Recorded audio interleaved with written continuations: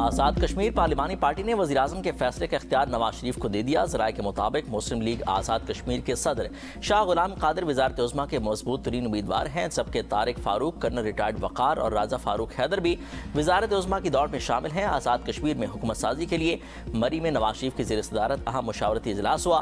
آئینی عہدوں، مخصوص نشستوں اور دیگر اہم ذمہ داریوں کے لیے امیدواروں کے ناموں پر مشاورت کی گئی۔ وزیراعظم شہباز شریف، نائب وزیر اعظم اسحاق ڈار اور وزیر اعلیٰ پنجاب مریم نواز شریف بھی اجلاس میں شریک ہوئے۔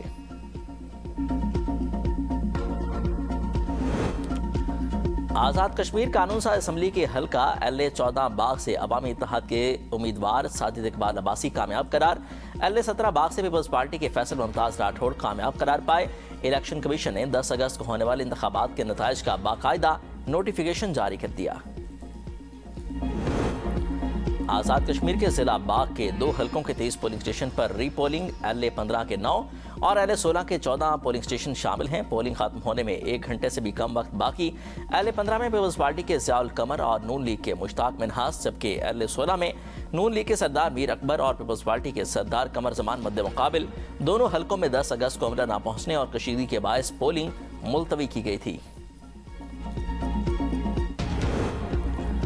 بھارتی فوج کی کردم عوامی ایکشن کمیٹی کی مبینہ حمایت گٹھ جوڑ ایک بار پھر بے نقاب ہو گیا۔ ذرائع کے مطابق بھارتی فوج نے یوم آزادی کی پاکستان پر LOC کے کیرن سیکٹر میں بڑی سکرین پر کردم کمیٹی اور اس کے سرغنہ کی حمایت میں ویڈیوز چلوائیں۔ سوشل میڈیا پر دیکھا جا سکتا ہے کہ بھارتی فوج نے بڑی سکرین پر کردم کمیٹی اور سرغنہ امان کی حمایت میں ویڈیو چلا رکھی ہے۔ اقدام کو پاکستان مخالف جذبات بھڑکانے کی کوشش قرار دیا گیا۔ IPS چینل کی پاکستان کی امریکہ ایران کشیدگی کم کرانے کی سفارتی کوششوں کی تائید۔ جریدے نے پاکستان کو واشنگٹن تہران رابطے کا مؤثر پل اور خطے میں امن کا اہم سفارتی کردار قرار دے دیا۔ کہا کہ پاکستان کی محتاط سفارتکاری نے اعلیٰ سطح کے مذاکرات کی راہ ہموار کی۔ اسلام آباد MOU کو وسیع جنگ سے بچانے کے لیے قابل عمل سفارتی فریم ورک ہے۔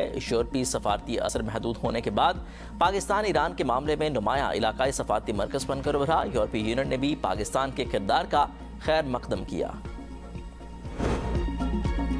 پاکستان، سعودی عرب اور ترکی کے درمیان معاہدہ اسلام آباد کے لیے بڑی کامیابی ہے۔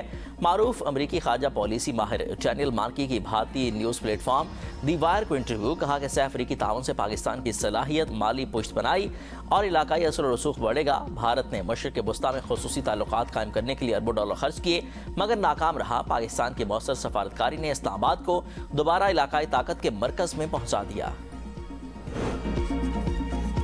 منسک، ماسکو اور کراچی کو ملانے والے پائلٹ ریلوے فریٹ کی روٹ کی تیاری شروع۔ ماسکو میں پاکستانی سفیر فیصل نیات رمزی کا پاکستان کے یوم آزادی کی تقریب سے خطاب۔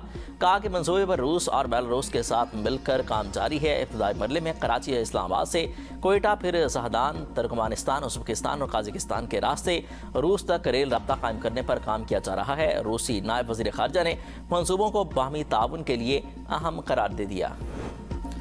بھارت کے یوم آزادی پر کنٹرول لائن کے آر پار اور دنیا بھر میں آج یوم سیاہ منایا جا رہا ہے۔ مظفر آباد سمیت آزاد کشمیر بھر میں کل جماعتی حریت کانفرنس کی کال پر احتجاجی ریلیاں نکالی گئیں۔ مظاہرین نے سیاہ پرچم اٹھا کر بھارت کے خلاف نعرے لگائے۔ حریت رہنماؤں نے اقوام متحدہ سے خطے میں پائیدار امن کے قیام کا مطالبہ کیا۔ مقبوضہ کشمیر میں بھی بھارتی قبضے کے خلاف احتجاج، بھارتی فوج کے ظالمانہ اقدامات جاری۔ مقبوضہ وادی بالخصوص سری نگر مکمل طور پر فوجی چھاؤنی میں تبدیل کر دیا گیا۔ Chief justice Lahore high court عالیہ نیلم کا خوشاب کا دورہ جوڈیشل کمپلیکس نوشہرہ کا افتتاح کر دیا۔ تقریب میں اٹارنی جنرل پاکستان سمیت اعلیٰ حکام، وکلاء اور جوڈیشل افسران شریک ہوئے۔ عالیہ نیلم نے کہا کہ کمپلیکس سے شہریوں کو مقامی سطح پر انصاف ملے گا اور انہیں خوشاب کچہری نہیں جانا پڑے گا۔ ججز میرٹ پر فیصلے یقینی بنائیں۔ نوجوانوں کو سرکاری نوکری کے بجائے کاروبار کی طرف بھی آنا چاہیے۔ وزیر اطلاعات پنجاب اسما بخاری کی لاہور میں نجی یونیورسٹی میں میڈیا سے گفتگو۔ کہا کہ بے روزگاری نوجوانوں میں مایوسی اور ذہنی دباؤ کا باعث بنتی ہے۔ نوجوانوں کو روزگار فراہم کرنا حکومت اور معاشرے کی اہم ذمہ داری ہے۔ ہمارے ملک میں ٹیلنٹ کی کوئی کمی نہیں۔ نوجوان کے ہنر کو مارکیٹ سے ہم آہنگ کر کے روزگار کے مواقع پیدا کیے جائیں گے۔ نوجوان کو کاروبار سیٹ کرنے کے لیے حکومتی اسکیموں سے مدد دی جا رہی ہے۔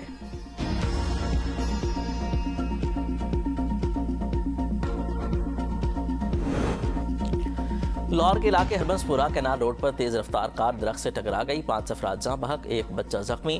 تیز رفتار کار کی زد میں آ کر 2 راہگیر جبکہ کار میں سوار 3 افراد جاں بحق ہوئے۔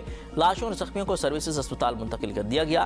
ٹریفک پولیس کے مطابق جاں بحق افراد میں 15 سالہ مزمل، 18 سالہ نعمان، 20 سالہ عبد الرحمان، 17 سالہ فرقان اور 19 سالہ جنید بھی شامل ہیں۔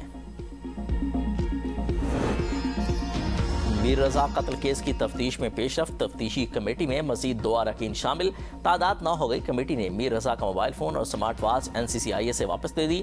لاہور فرانسک لیب بھیجا جائے گا۔ میر رضا کے اہل خانہ نے NCCIA سے فرانسک کروانے پر تحفظات کا اظہار کیا تھا۔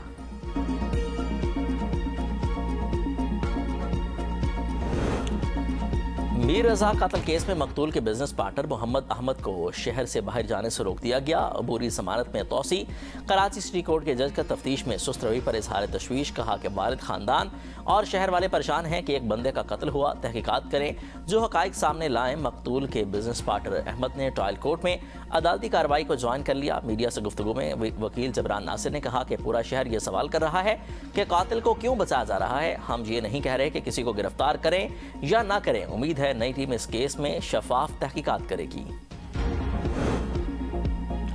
لاہور میں پولیس حراست میں 2 خواتین کے پراسرار ہلاکت، موت کی وجہ تاحال معمہ۔ پوسٹ مارٹم میں پھیپھڑوں پر سیاہ دھبے اور دل میں خون کے لوتھڑے ملے، تشدد ثابت نہیں ہوا۔ پولیس کے متضاد موقف پر سوالات اٹھ گئے۔ خواتین تھانے پہنچ کے 2 گھنٹے بعد جاں بحق ہوئی تھیں۔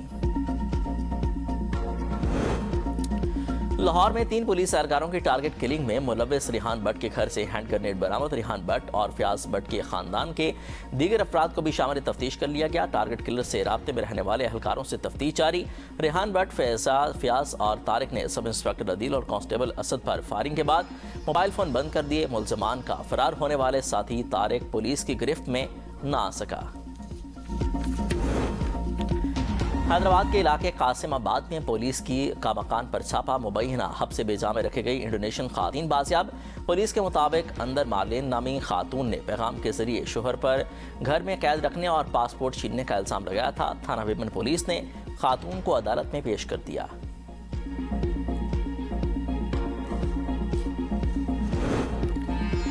کوہستان کرپشن سکینڈل میں نامزد ملزم کی پہلی پلی بارگین کی درخواست منظور۔ ملزم نے 40 کروڑ 96 لاکھ روپے کی پلی بارگین کی درخواست دی تھی۔ درخواست جلد احتساب عدالت میں جمع کرائی جائے گی۔